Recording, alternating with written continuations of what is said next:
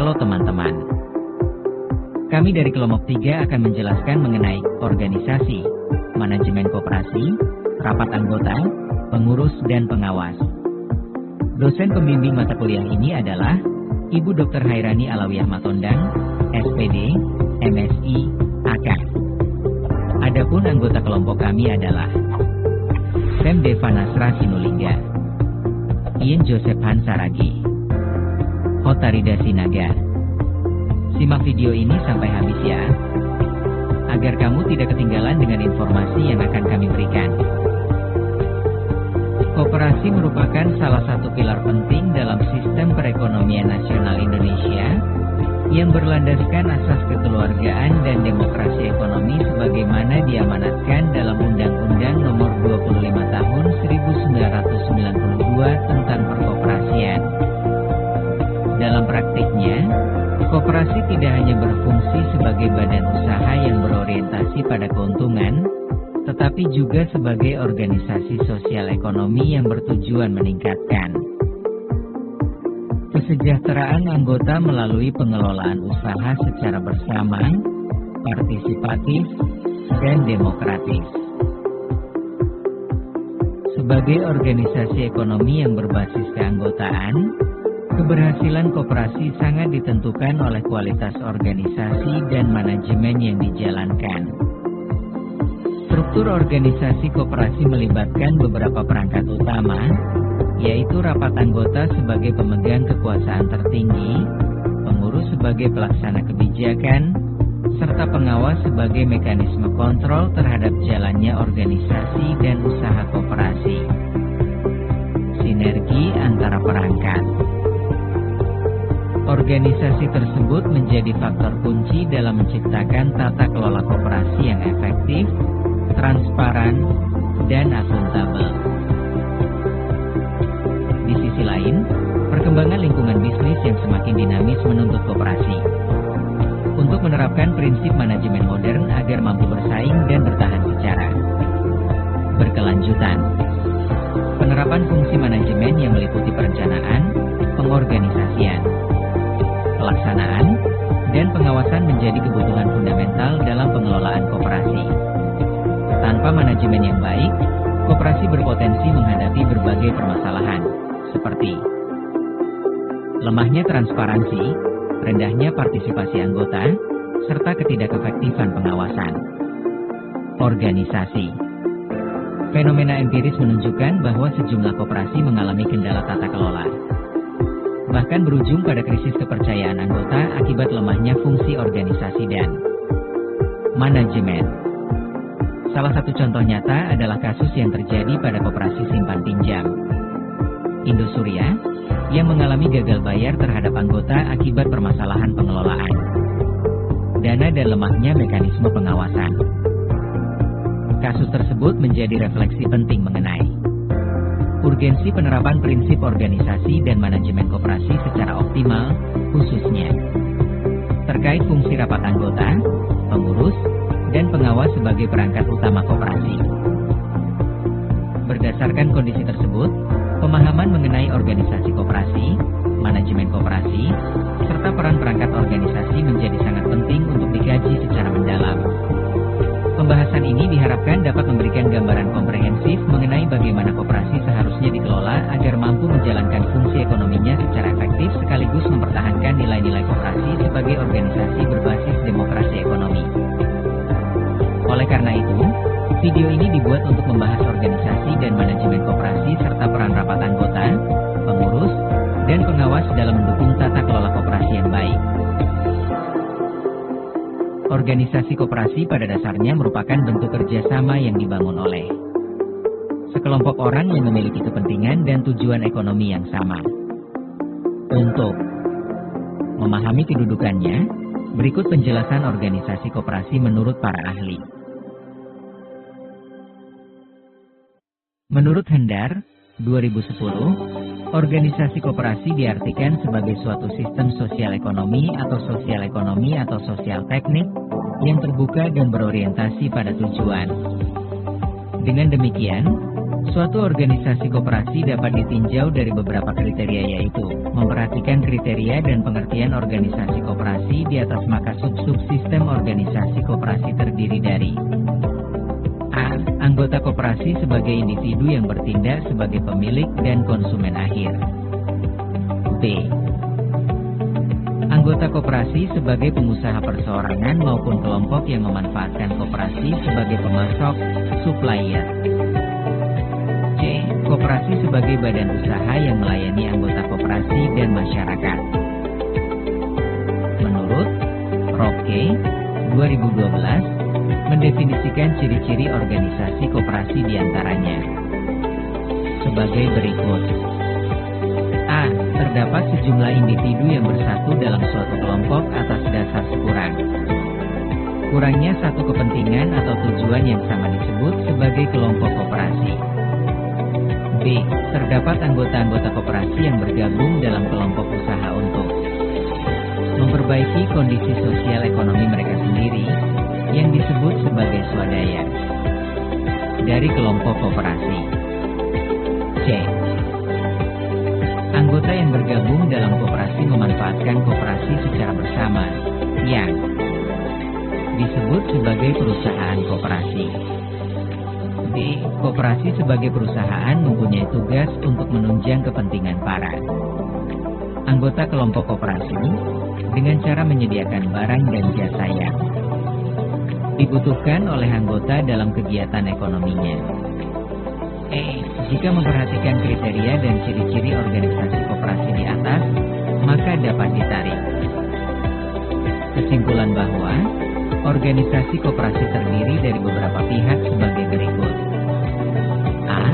Anggota koperasi, baik sebagai konsumen akhir maupun sebagai pengusaha, yang memanfaatkan koperasi dalam kegiatan sosial ekonominya. B. Badan usaha koperasi, sebagai satu kesatuan dari anggota, pengelola dan pengawas koperasi yang berusaha meningkatkan kondisi sosial ekonomi anggotanya melalui perusahaan koperasi. C. Organisasi koperasi, sebagai badan usaha yang bertindak sebagai perusahaan, yang melayani anggota maupun non-anggota. Berdasarkan definisi yang dikemukakan oleh Hendar 2010 dan Ropke 2012, dapat ditarik suatu kesimpulan mengenai organisasi koperasi, yaitu organisasi koperasi merupakan suatu sistem sosial ekonomi yang terbuka, berorientasi pada tujuan, dan dibentuk oleh sekelompok individu yang memiliki kepentingan serta kebutuhan ekonomi yang sama untuk secara bersama-sama meningkatkan kondisi sosial dan ekonomi para anggotanya melalui suatu badan usaha yang dikelola secara kolektif.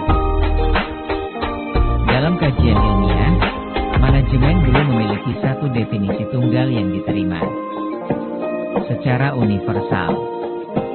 Namun secara umum, manajemen dipahami dalam 3 pengertian utama. Pertama, manajemen sebagai suatu proses, yakni rangkaian kegiatan yang meliputi perencanaan, pengorganisasian, pengarahan, dan pengendalian untuk mencapai tujuannya telah ditetapkan.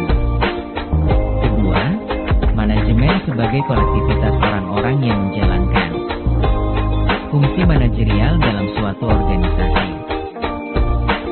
Ketiga, manajemen sebagai seni sekaligus ilmu pengetahuan. Sebagai suatu proses, manajemen menekankan pada aktivitas sistematis untuk mencapai tujuan organisasi.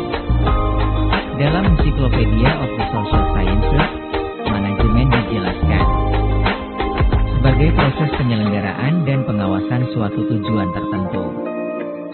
Hillman menyatakan bahwa manajemen merupakan fungsi untuk mencapai sesuatu melalui kegiatan orang lain serta mengawasi usaha individu agar tujuan bersama dapat tercapai.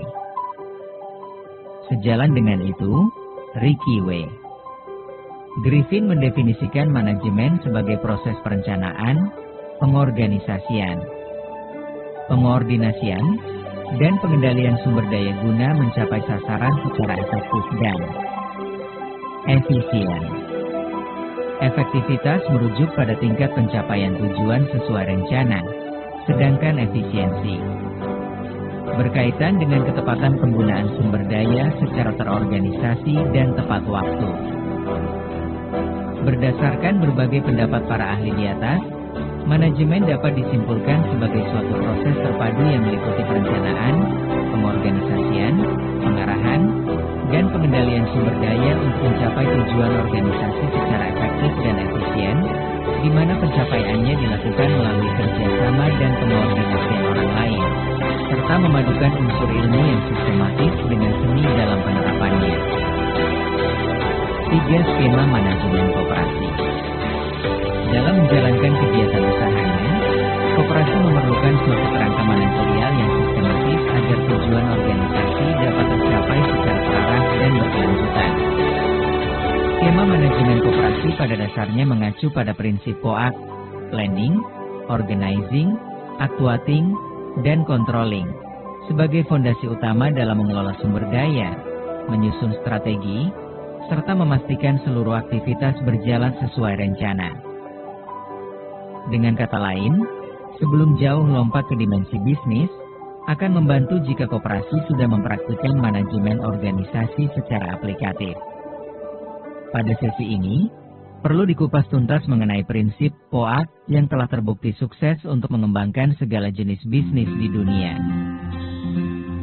Planning adalah suatu proses menyusun kerangka kerja yang objektif guna untuk mengejar nilai dan tujuan yang ingin dicapai koperasi. Untuk memperhatikan sebuah perencanaan, goals koperasi dan upaya yang dibutuhkan koperasi adalah mengonsep keputusan karena itu merupakan bagian penting dari perencanaan. Penentuan keputusan harus memperhatikan agenda masa depan, di mana ini harus berhubungan dengan goals yang ingin dikejar dan mendukung koperasi mencapai tujuan. Urgennya proses perencanaan memainkan peran krusial untuk menggerakkan fungsi manajemen dari bisnis. Lantaran dengan perencanaan yang matang, maka setiap divisi dan individu di organisasi mempunyai arah yang jelas, sehingga mendukung untuk mengeliminasi beberapa bagian yang tidak penting atau kurang mendukung meraih tujuan bisnis. 2. Organizing, pengorganisasian. Setelah merencanakan, selanjutnya yakni proses mengelompokkan masing-masing. Individu di koperasi sesuai kemampuan, mengatur tim dan divisi, serta sinkronisasi jadwal. Kerja. Organizing akan menuntut sebuah koperasi memanfaatkan segala sumber daya yang mereka punya sebagai upaya mengubah rencana menjadi bentuk aksi yang nyata. Proses tersebut menghasilkan pembagian tugas tim secara spesifik. Luaran dari perencanaan yang dirancang, lalu diteruskan ke divisi yang lebih besar, group mapping. Di masing-masing divisi akan diberi tugas untuk mengaktualisasikan konsep dasar bisnis, termasuk segala keperluannya bagi koperasi. Dengan distribusi gagasan yang tepat, tiap divisi seyogianya menjalankan rencana sesuai sistematis dan prosedural. 3. Actuating, pelaksanaan. Sesi pelaksanaan berguna untuk mengimplementasikan sebuah rencana ke dalam aksi nyata, agar menjadi langkah keberhasilan koperasi. Dalam hal ini, tiap divisi dituntut untuk bisa mengerjakan tugasnya sesuai deskripsi pekerjaan masing-masing melalui ide dasar atau rencana bisnis yang telah digagas. Dengan proses aktualisasi berdasarkan prosedur dan perencanaan matang, sistem manajemen koperasi diharapkan bisa berjalan. Untuk mewujudkan itu, diperlukan teamwork yang cerdas. Seluruh divisi harus seirama mengeksekusi rencana. Dengan kata lain, aktualisasi merupakan komponen dari misi, sedangkan visi berpatokan dengan rancangan rencana. 4. Controlling, pengawasan. Controlling sebagai aksi yang diterapkan untuk memastikan alur kerja koperasi berjalan dengan rencana awal. Bahkan, tiga poin yang dipaparkan sebelumnya tidak akan terarah sempurna tanpa adanya kontrol yang layak. Dalam kaitan ini, kontrol dimaknai sebagai aktivitas menjaga bisnis koperasi supaya tetap kontinue. Seluruh item aktualisasi dikontrol, termasuk dimensi penting dari manajemen yang ideal. Tujuan utama dari controlling adalah menjaga semua prosedur bergerak sesuai perencanaan. Kontrol menjadi tugas utama dari seorang pemimpin. Dalam hal ini adalah kepala koperasi dan koordinator tiap divisi. Biasanya, kontrol terdiri dari seluruh aspek, tidak terkecuali waktu yang diperlukan tiap divisi, kegiatan bisnis, dan kenyamanan para pengurus koperasi yang terlibat. Kegunaan lain dari kontrol yakni memastikan bahwa semua aktivitas pada koperasi telah sesuai dengan role yang dibuat mengacu kerangka dasar. Jika suatu saat muncul masalah di luar itu, kepala koperasi harus mampu memberi solusi, sehingga seluruh kegiatan koperasi memberi hasil maksimal. Peranan seorang pemimpin sangat penting dalam proses kontrol. Terlebih, saat dituntut untuk mengambil keputusan yang tepat dan tidak memakan waktu yang lama. Manfaat penting lainnya dari aspek ini yaitu kemampuan melihat potensi penyimpangan yang terjadi, baik di koperasi, implementasi, dan fase perencanaan. Semakin sebuah penyimpangan cepat diantisipasi, dikoreksi, maupun diantisipasi, maka performa koperasi menjadi lebih efisien. 4 prinsip vital dalam manajemen koperasi. Adapun 6 standar administrasi dalam koperasi yang dikemukakan oleh Tias Fajriyah 2017 dan Fauziah Jumiati 2020 sebagai berikut. 1. Pluralisme, yaitu sikap yang mengutamakan kepentingan bersama dan berupaya memberikan manfaat sebesar-besarnya bagi seluruh anggota. Setiap kebijakan diambil dengan mempertimbangkan dampaknya terhadap banyak pihak, bukan hanya individu tertentu. 2. Pola pikir, menekankan bahwa tujuan koperasi bukan sekadar mencari keuntungan, melainkan mendorong kesamaan, kebersamaan, dan kemajuan bersama bagi semua pihak yang terlibat. 3. Kebebasan individu, mencerminkan setiap anggota memiliki kebebasan untuk berserikat dan berpartisipasi, namun tetap dalam koridor aturan dan kesepakatan organisasi. Kebebasan ini berjalan seiring dengan tanggung jawab. 4. Kesetaraan, yaitu prinsip yang menempatkan seluruh anggota pada posisi yang setara dalam hak dan kewajiban. Struktur kepemilikan koperasi yang bersifat bersama mempermudah penerapan prinsip ini, terutama jika didukung oleh budaya tanggung jawab yang kuat. 5. Kepedulian, tercermin dalam struktur kepemilikan koperasi yang mendorong partisipasi aktif anggota, sehingga muncul rasa memiliki dan kepedulian terhadap keberlangsungan organisasi. 6. Pekerjaan, menunjukkan adanya integrasi antara peran anggota sebagai pemilik sekaligus pelaku usaha.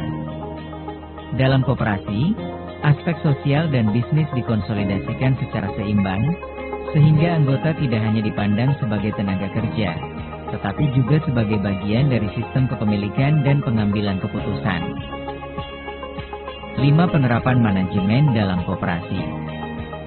Dalam manajemen koperasi, ada beberapa hal penting yang perlu dipahami dan diketahui agar koperasi dapat berjalan dengan baik dan sukses. Berikut adalah beberapa poin penting yang perlu diperhatikan. 1. Prinsip koperasi. Memahami prinsip-prinsip koperasi adalah dasar yang sangat penting. Terdapat 7 prinsip koperasi yang dikenal sebagai prinsip Rochdale-Yang.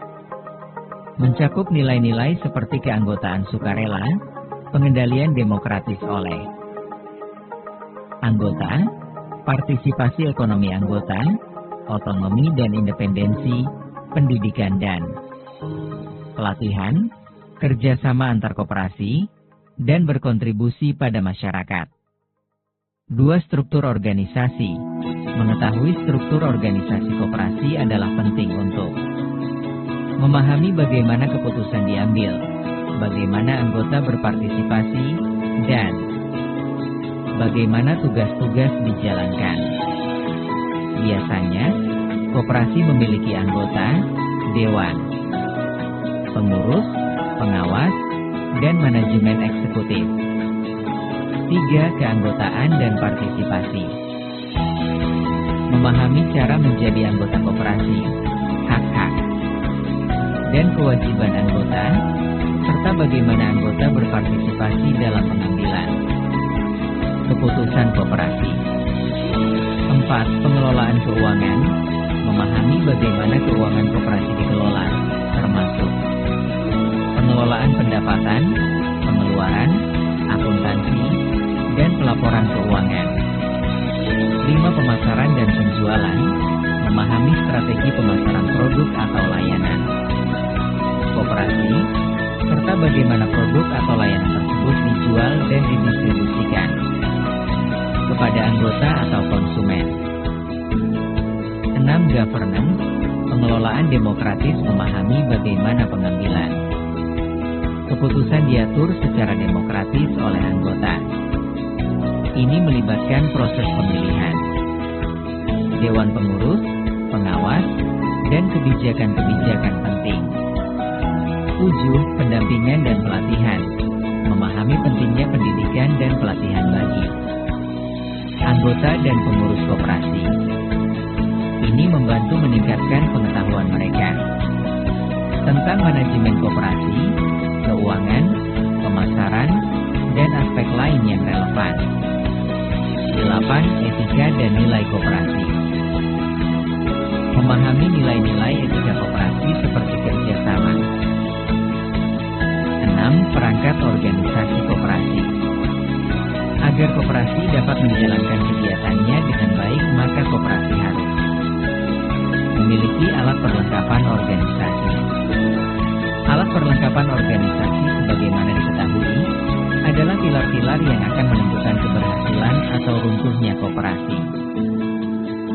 Selain menentukan tujuan yang hendak dicapai oleh koperasi, alat perlengkapan organisasi juga merupakan alat yang akan menentukan cara-cara untuk mencapai tujuan itu, serta tercapai atau tidaknya tujuan tersebut pada akhirnya ditegaskan pada Bab 4 Undang-Undang Nomor 25 1992. Perangkat organisasi tersebut adalah 1. Rapat anggota, 2. Pengurus, dan 3. Pengawas. 1. Rapat anggota. Rapat anggota merupakan suatu wadah dari para anggota koperasi yang diorganisasikan oleh pengurus koperasi untuk membicarakan kepentingan organisasi maupun usaha koperasi dalam rangka mengambil suatu keputusan dengan suara terbanyak dari para anggota yang menghadiri rapat. Pelaksanaan rapat anggota ini biasanya diatur dalam anggaran dasar koperasi, baik mengenai waktu pelaksanaannya maupun menyangkut jumlah anggota minimal yang hadir. Rapat anggota adalah salah satu perangkat organisasi koperasi dan karenanya merupakan suatu lembaga struktural organisasi koperasi. Segala keputusan yang dikeluarkan rapat anggota sebagai lembaga struktural organisasi koperasi mempunyai kekuatan hukum karena merupakan hasil dari suara terbanyak pemilih koperasi. Di samping itu, setiap anggota koperasi mempunyai hak suara yang sama sesuai dengan prinsip koperasi yang menyatakan bahwa koperasi adalah merupakan kumpulan orang dan bukan kumpulan modal. Rapat anggota juga diartikan sebagai institusi, karena telah melembaga dalam organisasi koperasi dan pelaksanaannya diatur dalam anggaran dasar koperasi. Sebagai salah satu lembaga, rapat anggota memiliki fungsi, wewenang, aturan main, dan tata tertib yang ketentuannya bersifat mengikat semua pihak yang terkait. 2. Pengurus.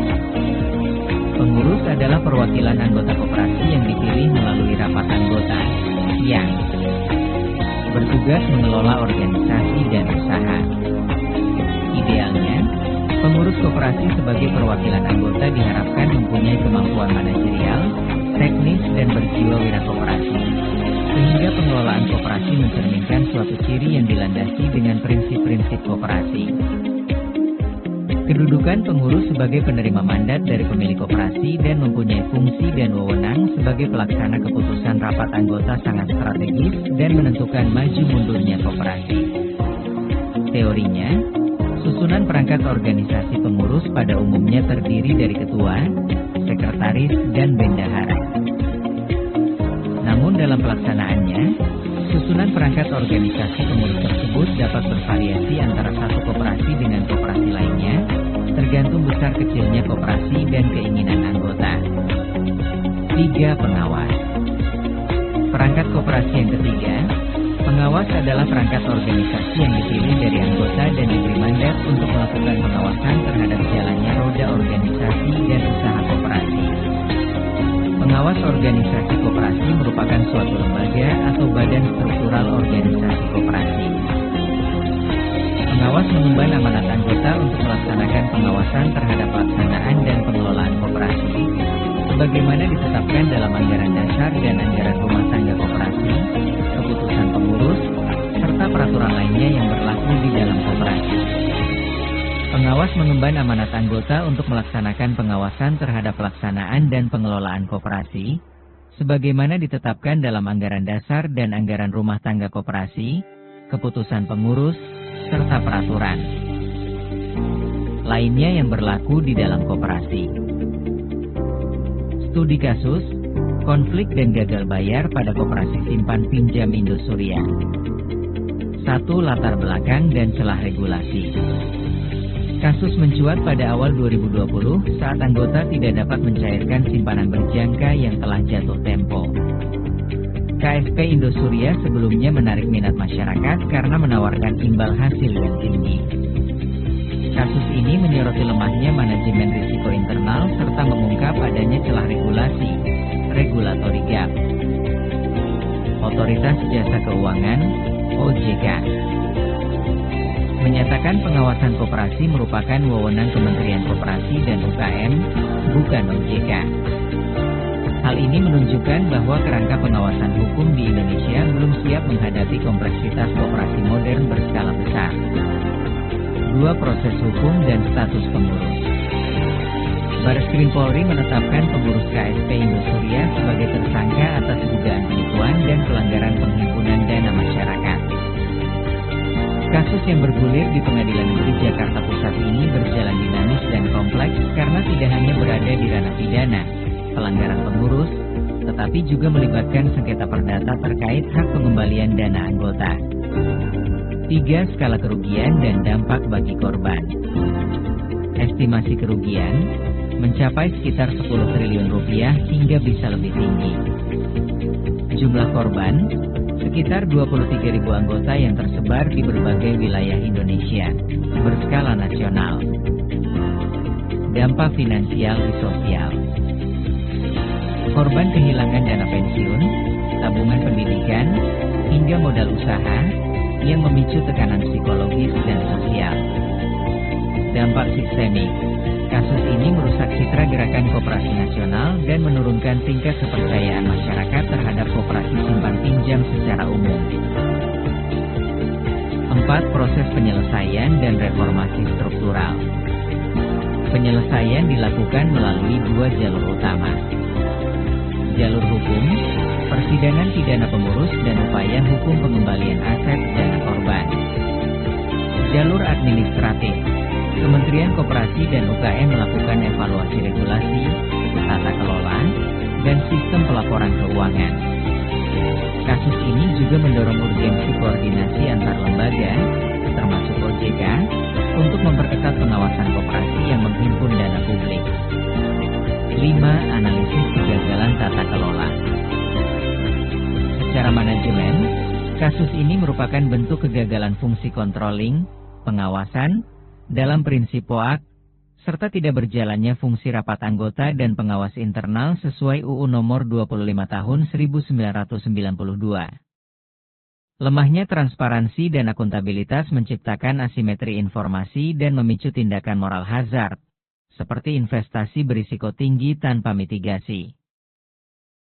Studi kasus ini menegaskan bahwa koperasi skala besar wajib dikelola secara profesional dan diawasi secara ketat demi melindungi hak anggota. Dengan demikian, studi kasus ini memperkuat argumen bahwa koperasi harus dikelola secara profesional, transparan, serta diawasi secara ketat untuk menjaga keberlanjutan usaha dan melindungi kepentingan anggota sebagai pemilik utama koperasi. Sekian pembahasan dari kelompok kami. Semoga penjelasan ini dapat membantu Anda semua memahami materi tentang organisasi, manajemen koperasi, rapat anggota, pengurus dan pengawas. Sampai jumpa di video selanjutnya dan terima kasih sudah menonton.